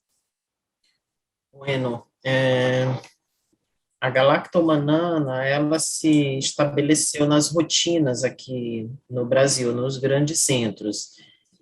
Nosso grande debate, como vocês mesmos já comentaram, é o ponto de corte. Então, tem alguns trabalhos de literatura para secreção traqueal acima de 4, 4,5, mas é muito difícil você pegar uma galactomanana num valor de 2, num paciente com um pulmão mostrando infiltrado, sem melhora clínica, a despeito do uso de antibiótico, dizer que aquilo não é aspergilose. Então, eu acho que nós precisamos juntar as peças do quebra-cabeça mesmo e definir se é aspergilose ou não. Como nós não fazemos o lavado broncoalveolar antes de 3 semanas aqui também, na maior parte dos centros, né, nós tivemos que otimizar a secreção traqueal. Alguns serviços padronizaram, né, a técnica, uma vez que a secreção é mais espessa, tem diluições diferentes, então houve uma padronização da técnica pelos grandes laboratórios, e é um exame que está disponível já na rotina, tá? Em relação à PCR, nós utilizamos em alguns centros privados, não são centros públicos, que têm mais facilmente acesso ao exame. Lembrando que o PCR ele foi incorporado ano passado pelos critérios da EORTC. Finalmente, a EORTC se posicionou, junto com o Mycosis Study Group, e colocou o PCR para aspergilos como um verdadeiro critério diagnóstico para aspergilose invasiva. Tá?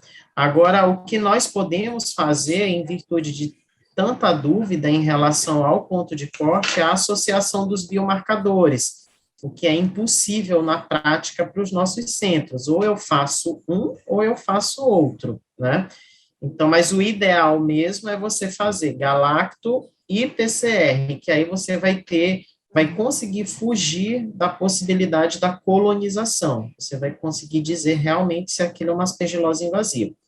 E para evitar custos, nós padronizamos aqui nos serviços que eu trabalho, nós não pedimos a galactomanana em sangue. Se tivermos que fazer e gastar o exame, o custo, com uma única amostra, que ela seja respiratória, nem que seja a secreção traqueal.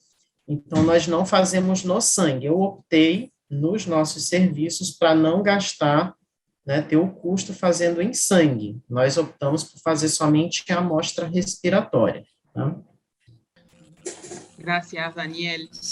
¿Puedo hacer un comentario, Zaida? Sí, claro, por supuesto. En el centro COVID del INOT se empezaron a hacer algunos PCRs para Aspergillus en muestras respiratorias en una de las plataformas que comentó Raquel. No van muchas muestras, pero la mayoría de las que dieron positivos con valores de copias en el entorno de las 300 a 500 copias, que las interpretamos como una colonización, pero hubo un paciente que tuvo más de 350.000 copias. Obviamente no es una experiencia que se pueda, digamos, amplificar, ni mucho menos, pero digo, a mí me parece que como clínico, cuando yo tengo lo que comentaba Daniel, un pulmón absolutamente inflamado, que no ha respondido a las otras medidas terapéuticas, que tengo la sospecha de que puede tener una infección fúngica y que sé que mis otros métodos diagnósticos no son de una sensibilidad óptima, me parece que tener una PCR y tener la posibilidad de que si el valor de la carga viral es alta, de la carga, en este caso carga fúngica, medida por el número de copias en el PCR, es alto, me parece que me refuerza la necesidad de iniciar el tratamiento. Y por el contrario, si es baja o negativa, me da bastante tranquilidad de que no va por ahí el problema. Pero bueno, es una experiencia que obviamente hay que aumentarla y yo concuerdo que me parece que tenemos que ir por ese camino en algunos aspectos. Sí, exacto. Es un poco pensando en lo que decía de rompecabezas, ¿no, Daniel? O sea, es la suma de las cosas. Realmente no hay otra manera, digo, porque hay preguntas en el chat que hablan un poco de eso, es la suma de las cosas. Álvaro, ¿quería hacer algún comentario que había puesto en el chat? Sí, no, lo mío era muy sintético. Es una mirada ligeramente diferente. Primero lo felicito por la charla, porque la verdad que ha sido súper ilustrativa. No, una mirada ligeramente diferente porque desde la medicina interna y no tanto de las enfermedades infecciosas, cuando vemos un proceso que horada el macizo facial, que horada los senos y que horada la nariz, y en este caso el paladar, como mostró la foto, se eriza, realmente un proceso terrible. Siempre nos acordamos de la granulomatosis de Wegener, que también se llama en los tiempos que corren granulomatosis con poliangeitis, que es un proceso completamente diferente y, por cierto, el diagnóstico se basa en la anatomía patológica que muestra granulomas con necrosis fibrinoides y, por supuesto, en la microbiología que no desarrolla nada. Pero es importante tener en cuenta que en caso de serlo, el tratamiento justamente es no resectivo, no es la resección masiva, sino es mucho más conservador desde el punto de vista quirúrgico, y por eso seguramente a los clínicos otorrinos que intervienen les surge razonablemente la duda, porque son dos procesos que se presentan parecidos, con una agresividad parecida, pero con un enfoque terapéutico diametralmente opuesto. Eso es un recuerdito nomás. Y lo otro que les quería comentar es que vi que en el segundo caso que comentó Elisa, vi que se hizo algo que se hace siempre, que es suspender el tacrolimus y el micofenolato de mofetilo, que es muy habitual, y aumentar la prednisona, porque la supresión de prednisona provoca insuficiencia córtico suprarrenal. Pero eso tampoco es 100% inocuo, porque la prednisona aumentada de dosis en un paciente crítico, por más que tenga más demanda de esteroides, también aumenta el riesgo de infecciones micóticas y no micóticas. Se sabe que los pacientes expuestos a dosis más altas de corticoides tienen más riesgo de bacteriemias y tienen más riesgo de infecciones micóticas. Por tanto, es como un arma de doble filo. Yo no digo que esté mal, digo que es lo habitual, entiendo que está muy estandarizado eso, pero es algo que enseguida nos tiene que abrir los ojos de que podemos estar favoreciendo un proceso infeccioso concomitante o en paralelo. Nada más, muchas gracias y felicitaciones de nuevo porque ha estado muy bonito. Bueno, no sé si alguien quiere hacer algún comentario más. Si no, nos quedan unos poquitos minutos. Vamos a ir redondeando y cerrando. Les recuerdo a todos que, como les decía Carla, que tenemos otros temas en esta en este ciclo de teleclínicas de ECO asociadas a COVID y con la respuesta que hemos tenido en Uruguay, los médicos, las médicas y los equipos de salud para COVID, y que los invitamos a participar de las otras, y que esta misma teleclínica queda en el sitio de ECO para que podamos verla y compartirla con otros colegas que no hayan podido estar. Lo más importante es que quiero agradecerles a los que se tomaron el trabajo de hacer las presentaciones, para ustedes y para nosotros, y a Henry y Raquel que estuvieron comentando las presentaciones, y especialmente a Daniel que se tomó ese break allá en el norte, en el nordeste ahora, ¿no? Sí, sí. ¿Cómo es la ciudad que nos dijiste que estás ahora? São Luís, en el nordeste. É uma fronteira do norte com o nordeste do Brasil. Maranhão. Bueno, les agradecemos a todos y nos vemos la próxima.